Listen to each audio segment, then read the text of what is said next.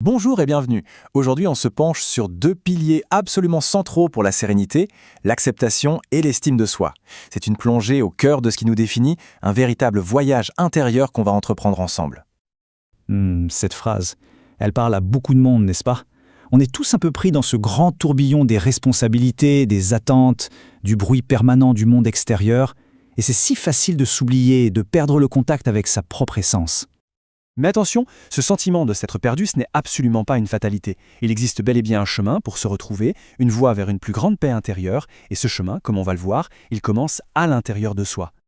Alors, c'est parti, posons les premières balises de notre parcours. Ces deux idées, l'acceptation et l'estime de soi, on les confond souvent. Pourtant, elles sont bien distinctes, même si elles sont complémentaires. Comprendre leurs différences, c'est vraiment la toute première étape, l'étape cruciale. Bon, alors entrons dans le vif du sujet. Pour bien naviguer sur ce chemin, il faut avoir les idées claires. C'est quoi au fond la différence fondamentale entre l'acceptation de soi et l'estime de soi?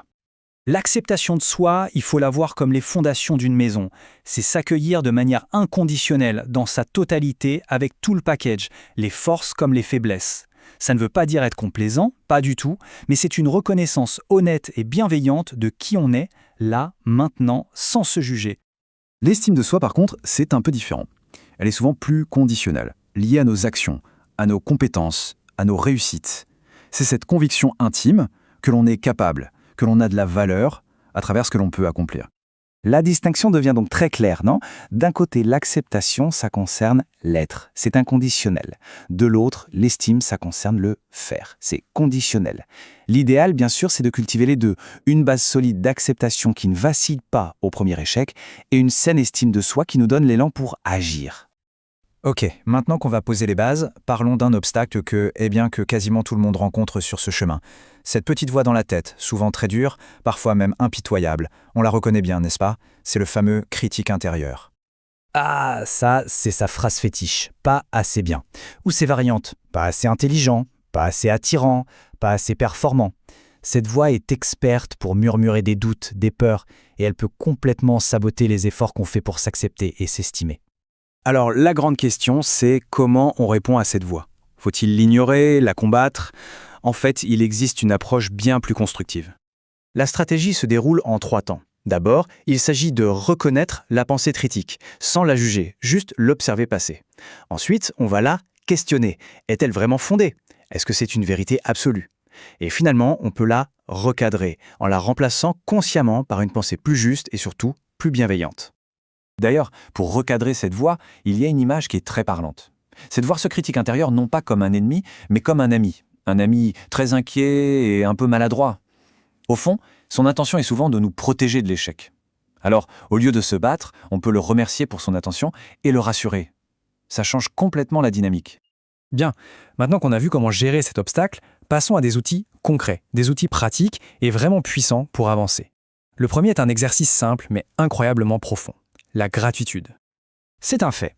En se concentrant intentionnellement sur le positif, on entraîne littéralement son cerveau à le remarquer davantage. Ça permet de contrebalancer ce qu'on appelle le biais de négativité, cette tendance naturelle de notre esprit à se focaliser sur les problèmes. La méthode est d'une simplicité désarmante. Chaque soir, par exemple, on prend juste quelques minutes pour noter 3 choses, même toutes petites, pour lesquelles on ressent de la reconnaissance. Un rayon de soleil, une conversation agréable, un bon repas. Et l'acte d'écrire est important. Il ancre l'expérience et la rend plus tangible. Après la gratitude, voyons un second outil tout aussi vital qui est en fait son complément parfait, l'autocompassion. L'idée est simple, mais elle est complètement révolutionnaire. Face à une erreur ou une souffrance, comment réagirait-on avec un ami proche? Sûrement avec écoute, réconfort et encouragement.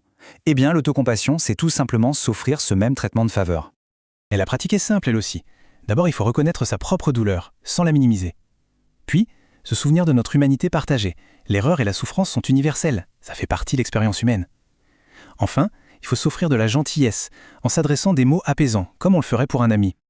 On arrive au bout de cette exploration. Et pour conclure, il est vraiment important de se souvenir que ce n'est pas une destination finale, un point d'arrivée. Non, c'est un voyage continu.